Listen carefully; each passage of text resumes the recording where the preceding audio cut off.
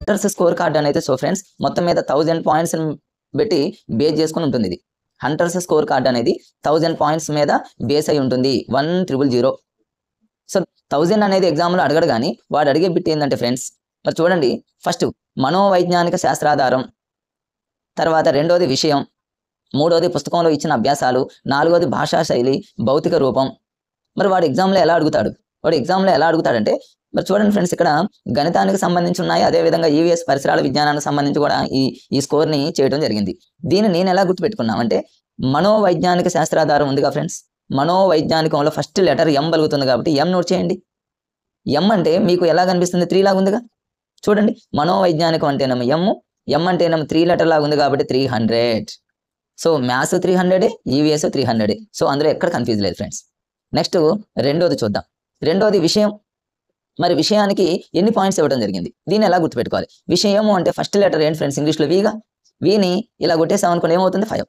5 అంటే మీరు మధ్యలో 5 తీసుకోండి, 250 అని తీసుకోండి ఫ్రెండ్స్. మ్యాథ్స్ 250నే, ఈవీఎస్ 250నే. సో విషయం అనగానే వి గుర్తుపెట్టుకోండి, 250. మనోవైజ్ఞానికం అనగానే ఎం అనుకోండి, 3 అంటేనేమో 300.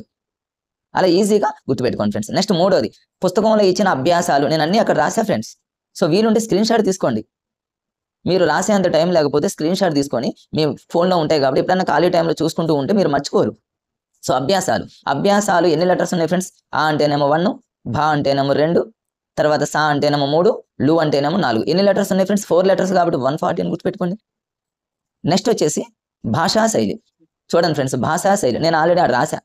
భాష అనే పదాన్ని ఎలా రాసా ఫ్రెండ్స్? నేను కింద భాషకి కింద ఒక ఒత్తుంది, షాకి ఒక ఒత్తుంది.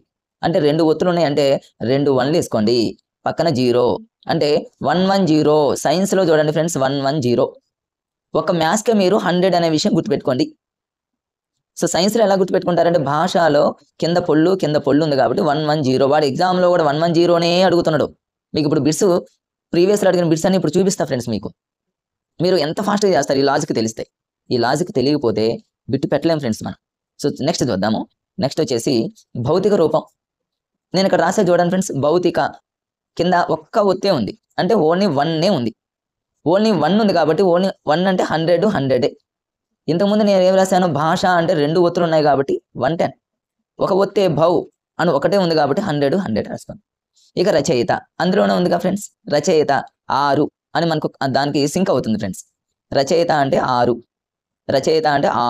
రా 6 అనేది అలానే పరుగుతుంది. సో ఇక్కడ సైన్స్లో 50 లాగా గుర్తుపెట్టుకోండి. అదే తక్కువ సార్లు ఎగ్జామ్లో అడిగాడు ఫ్రెండ్స్. ఎక్కువ సార్లు అడిగినవి పైన ఉన్నవి.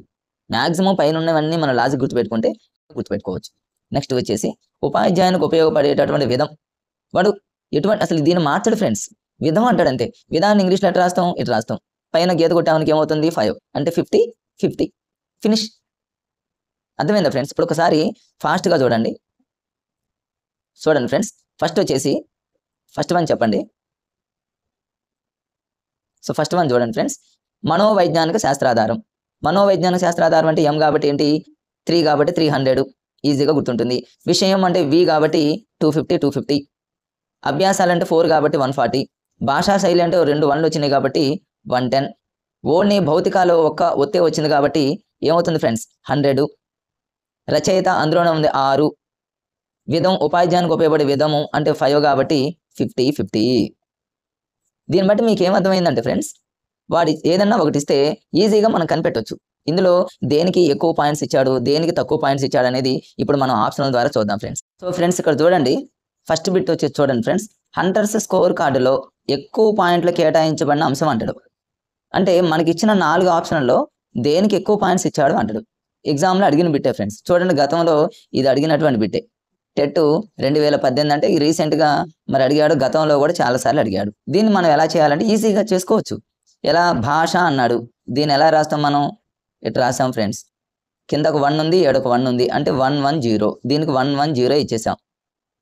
మనోవైజ్ఞానికం ఎం అంటే మనం ఈజీగా గుర్తుపెట్టుకోవచ్చు ఫ్రెండ్స్. ఆల్రెడీ రాశాను నేను. ఎం అంటే ఎంత? 300. తర్వాత పుస్తకంలో ఇచ్చిన అభ్యాసాలు అంటే 4 లెటర్స్ కాబట్టి 140. రూపం పుస్తకం యొక్క భౌతిక భౌ అంటే ఒక ఒత్తే వచ్చింది కాబట్టి 100 ఫ్రెండ్స్. మరి ఈ 4గిట్లో దేనికి ఎక్కువగా స్కోర్ ఉందంటే ఫ్రెండ్స్ 300గా. 110 కాదు, 140 కాదు, 100 కాదు. అంటే హైయెస్ట్ స్కోర్ ఇచ్చినటువంటి మరి ఏంటి చెప్పండి, మనోవైజ్ఞానిక సూత్రం ఫ్రెండ్స్. చూసారుగా మన లాజిక్ అనేది ఎంతగా ఉపయోగపడిందో. నెక్స్ట్ చూడండి ఫ్రెండ్స్, ఈ బిట్ చూడండి.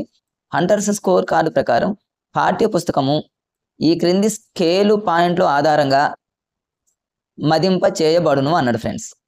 అంటే ఇక జనరల్గా పాఠ్యపుస్తకం అనేది జనరల్గా 1000 పాయింట్స్ అని ఫస్ట్లోనే చెప్పాక ఫ్రెండ్స్, 1000 అది ఈజీ. నెక్స్ట్ మూడోది చూద్దాము. మూడోది హంటర్స్ గణన కార్డు ఆధారంగా గణిత పాఠ్య పుస్తకాన్ని మదింపు చేయనప్పుడు సేమ్ పైదానిలాగానే ఫ్రెండ్స్ అత్యధిక స్కోర్ ఉన్నటువంటిది ఏంటి అన్నాడు ఫ్రెండ్స్. మరి అత్యధిక స్కోర్ ఉన్నది ఏంటి అంటే మనం ఇమ్మీడియట్గా ఏం చేయాలి, పెన్నుతో రఫ్గా రాసుకోవాలి. విషయం వి అంటాం. వి అంటే ఎంత, 250. భౌతిక రూపం అంటే ఒక 1 కాబట్టి 100. భాషా శైలి 2 ఒకట్లు వచ్చినాయి కాబట్టి 110. అభ్యాసాలు 4 వచ్చినాయి కాబట్టి 140. ఈ 4 ఎక్కువ స్కోర్ దేనికి ఉంది ఫ్రెండ్స్, 250నే కదా. అయిపోయింది, ఫినిష్ ఆన్సర్. నెక్స్ట్ చూడండి, అసలు వాడు ఏ బిట్ ఇచ్చినా అసలు మనకి ఇంకా ఏముంది ఫ్రెండ్స్, టకాటక్ చూడండి. దీని ఎంత చేయొచ్చు, భౌతిక రూపం ఫాస్ట్ చేయొచ్చు, 1 ఉంది కాబట్టి 100. భాషా శైలి 2 1 ఉన్నాయి కాబట్టి 110. విషయం వి అన్నాడు కాబట్టి 250. వేదం వి అన్నాడు కాబట్టి 50. అది తక్కువ ఉన్నది అంతా 50. ఇందులో కన్ఫ్యూజ్ అవుతుందా ఫ్రెండ్స్? ఇవన్నీ గతంలో అడిగిన బిట్సే చూడండి ఫ్రెండ్స్, ఇవన్నీ గతంలో అడిగాడు. ఇవే కాదు, ఈ టాపిక్ మీద గతంలో చాలా సార్లు అడిగాడు. సో మీరు ఇవన్నీ అడిగిన బిట్సే ఫ్రెండ్స్. చూడండి ఫ్రెండ్స్, మరి ఇక్కడ ఇది రెండవది వొగెల్స్ స్పాట్ చెక్ లిస్ట్ అంటారు. ఇది సెకండ్ది అనమాట. ఇది పరిసరాల విజ్ఞానం. పరిసరాల విజ్ఞానం అయినా మ్యాథ్స్ అయినా 2 సేమ్ ఉంటాయి ఫ్రెండ్స్. ఎక్కువ శాతం ఎగ్జామ్లో మార్కులు వచ్చేటటువంటి ఏరియా ఏంటంటే ఫ్రెండ్స్, హంటర్స్ స్కోర్ కార్డే. దీని మీద చాలా తక్కువ సార్లు, ఏదో 1 or 2 అంతే, అంతకంటే ఎక్కువ సార్లు అడగలేదు ఫ్రెండ్స్. అయినప్పటికీ దీన్ని కూడా చూద్దాం. దీన్ని ఎలా గుర్తుపెట్టుకోవచ్చు చూడండి ఫ్రెండ్స్. వొగెల్స్, మరి వొగెల్స్ అనగానే మనం వి అనుకుంటాం కదా ఫ్రెండ్స్. ఫస్ట్ లెటర్ వొగెల్స్లో వి అంటాం. వి అంటే ఎంత, జనరల్గా మనకు 5 అని తెలుసు. ఈ 5ను డబల్ చేయండి, 5 + 5 మొత్తం ఎంత ఫ్రెండ్స్, 10. కాబట్టి మొత్తం దీంట్లో ఎన్ని ఉంటాయి అంటే 10 ప్రధాన అంశాలు ఉంటాయి ఫ్రెండ్స్. 10 మీరు అలా గుర్తుపెట్టుకోవచ్చు. 10 మీకు గుర్తు రానప్పుడు ఎలా గుర్తుపెట్టుకుంటారంటే, వొగెల్స్ అంటే వి కాబట్టి వికి ఇంకొక వి కలపండి. వి + వి అంటే 5 + 5 కాబట్టి 10. మొత్తం 10 ప్రధాన అంశాలు ఉంటాయి అనేటటువంటి విషయం గుర్తుపెట్టుకోండి. ఇక దీని మీద ఇంకేం ఉండవు ఫ్రెండ్స్. ఎన్ని పాయింట్స్ ఇచ్చాడు ఏమనేది ఏమి ఉండదు కాబట్టి అంతగా ఏం అడగడు. సో జస్ట్ మీరు గుర్తుపెట్టుకోవాల్సింది ఏంటంటే, వొగెల్స్ స్పాట్ చెక్ లిస్ట్లో ఎన్ని అంశాలు ఉంటాయి అంటే వి + వి అనేటటువంటి లాజిక్ ఉపయోగించుకుంటే మీకు ఈజీగా గుర్తుంటుంది ఫ్రెండ్స్. నెక్స్ట్ ఎడ్గార్ డేర్ అనుభవ శంకు ఫ్రెండ్స్.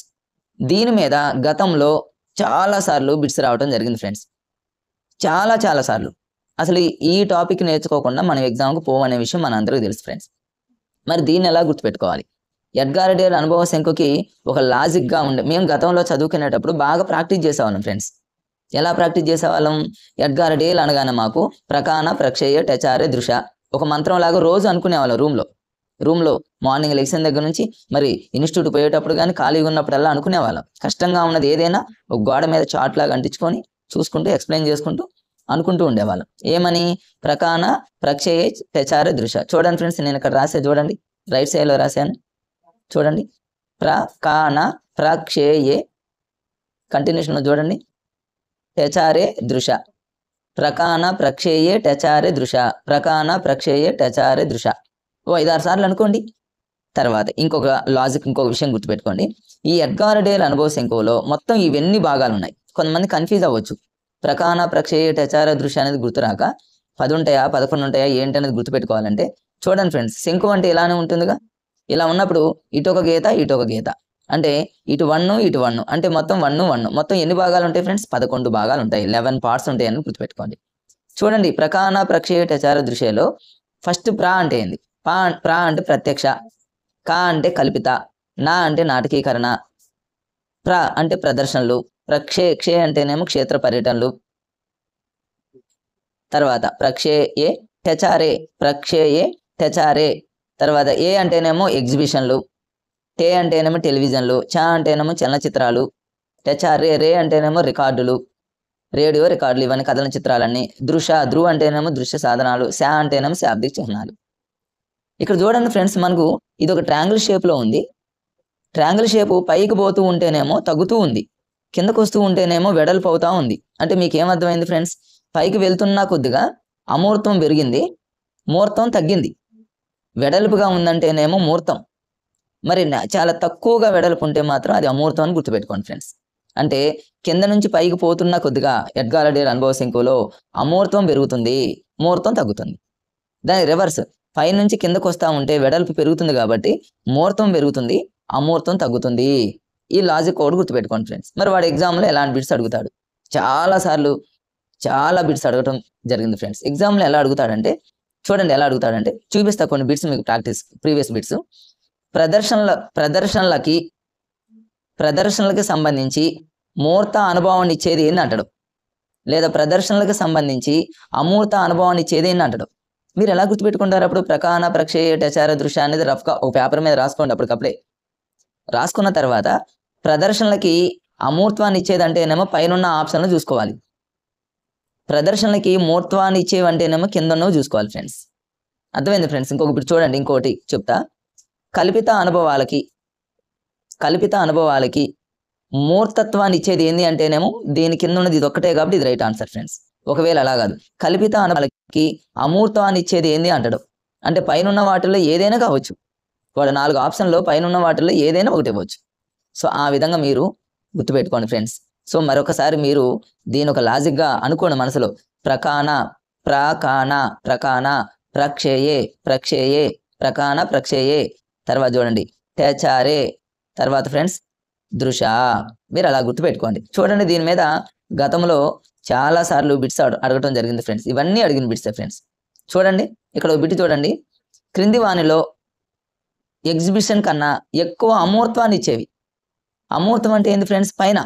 పైకి పోవాలి. మరి ఎగ్జిబిషన్ కన్నా పైన ఉండేవి ఏంది అంటే మన కోడ్ రావాలి వెంటనే. ఏంటి కోడు? ప్రకాన ప్రక్షేయే. ఏ అంటే ఎగ్జిబిషన్, ప్రకాన ప్రక్షేయే. ఇక ఆన్సర్ ఏం కావాలి? టచారే దృశ్యాలో ఉండొచ్చు. టచారేలో రే ఉంది కాబట్టి రేనే, అట్లా అనమాట. అంటే పైకి పోవాలన్నమాట. ఎగ్జిబిషన్ల కన్నా అమూర్త్వాన్ని పైన ఉన్నటువంటిది. అట్లా గుర్తుపెట్టుకోండి. నాటకీకరణ అనేది దేని కిందకు వస్తుంది? కింద. ఎగ్జిబిషన్ కన్నా కింద వచ్చేది. ఇది మూర్త్వం, నమూనాల మూర్త్వం, ప్రదర్శనల మూర్త్వం. అట్లా గుర్తుపెట్టుకోండి మీరు. నెక్స్ట్ చూడండి, ఇది కూడా ఇవన్నీ ఫ్రెండ్స్, ఇవన్నీ క్షేత్ర పర్యటనలు. ఇవన్నీ చూడండి, ఎడ్గార్ డే అనుభవ శంకుని అనుసరించి క్షేత్ర పర్యటనల కంటే అధిక అమూర్తత్వం, అంటే క్షేత్ర పర్యటనలకు పైన, అమూర్తం అంటే పైన కాబట్టి దానిపైన ఉన్నది ఏదైనా 4 ఆప్షన్లో ఉండేది కాబట్టి ప్రదర్శన వస్తువులు. మీకు ఒక్కటే ఫ్రెండ్స్ గుర్తుపెట్టుకోవాల్సింది, ఒకటే కోడు. ప్రకాన ప్రక్షేయే టచారే దృశ. 10 సార్లు అనుకోండి, చార్ట్ మీద రాసుకోండి. ప్రకాన ప్రక్షేయే టచారే దృశ. ట్రాంగిల్ షేప్లో ఉంటుంది కాబట్టి 1 1 కాబట్టి 11 పార్ట్స్ ఉంటాయి. ప్రకాన ప్రక్షేయే టచారే దృశ. వాడు బిట్టు ఏ రకంగా రివర్స్ అడిగినా కూడా మనం పెట్టుకోవచ్చు ఫ్రెండ్స్. ఇదొకటి. నెక్స్ట్ ఇంకొక కన్ఫ్యూజ్ ఏరియా ఉంది ఫ్రెండ్స్. మరి అది ఏంటంటే కొబిన్. ఇది మీ అందరికీ తెలిసినటువంటిది. అయినా చాలామంది దీంట్లో బిట్ అడిగితే మిస్ చేస్తూ ఉంటారు. ఒక్కొక్కసారి దేని ద్వారా ఎక్కువగా మనకి మరి అభ్యసనం జరుగుతుంది, దేని ద్వారా అభ్యసనం తక్కువ జరుగుతుందనే బిట్స్ అడిగిన సందర్భాలు ఉన్నాయి ఫ్రెండ్స్. ఫస్ట్ చూడండి, రుచి. కొబిన్ ఏమన్నాడంటే రుచికి సంబంధించి ఎంత అభ్యసనం వస్తుంది అన్నాడు. 1. ఇది 1 ఎలా గుర్తుపెట్టుకోవాలంటే, రుచి అంటే ఏంది ఫ్రెండ్స్? నాలుకే కదా, టంగ్. ఏ మనిషికైనా నాలుక ఒకటే ఉంటుందిగా, 1 కాబట్టి 1 ఫినిష్. స్పర్శ అంటే స్కిన్ అనుకోండి. మన చర్మం 1.5 కేజీ అనుకోండి ఫ్రెండ్స్. 1.5 కేజీ కాబట్టి 1.5. మరి వాసన అంటే ఏంది ఫ్రెండ్స్? ముక్కు 3.5 అనుకోండి. ముక్కు అంటే 3.5. తర్వాత వచ్చేసి వినడం అంటే ఏంది ఫ్రెండ్స్? 2 చెవులు ఉంటాయి కదా మనిషికి, అంటే 11%. ఇక చూడటం, అన్నింటికంటే చూడటం మరి ఏంటంటే కన్ను కాబట్టి 83 అని గుర్తుపెట్టుకోండి ఫ్రెండ్స్. 83 ఎలా గుర్తుపెట్టుకుంటారంటే త్రినేత్రం అంటారు కదా, మనం 3వ నేత్రం అంటారు. మనిషికి 3వ నేత్రం అనేది ఉంటుంది కాబట్టి ఆ 3ని గుర్తుపెట్టుకుంటే 83 ఈజీ గుర్తొస్తుంది ఫ్రెండ్స్. ఇక చెప్పండి, వీటిలో అత్యధికంగా అభ్యసనం అనేది దేని ద్వారా జరుగుతుంది చెప్పండి ఫ్రెండ్స్. అత్యధికంగా అభ్యసనం దేని ద్వారా జరుగుతుందని మీకు అర్థమైపోయింది. చూడటం 3వ నేత్రం. తక్కువైంది ఫ్రెండ్స్ 1. ఒక్కొక్కసారి వాసన ద్వారా ఎంత అంటాడు? ముక్కు 3.5. స్పర్శ అంటే స్కిన్ 1.5 కేజీ. నాలుక ఒకటే ఉంటుంది, చెవులు 2 ఉంటాయి. నేత్రం 3వ నేత్రం కాబట్టి ఏముంది ఫ్రెండ్స్? ఇట్లా లాజిక్గా గుర్తుపెట్టుకుంటే మన లైఫ్లో మర్చిపోతామా? కొబిన్కి సంబంధించినటువంటి ఎనాలిసిస్ ఫ్రెండ్స్.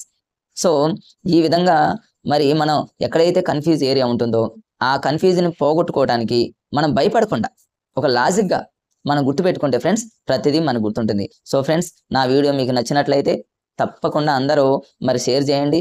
ఇంకా ఎవరైనా సబ్స్క్రైబ్ చేసుకున్న వారంటే సబ్స్క్రైబ్ చేసుకోండి.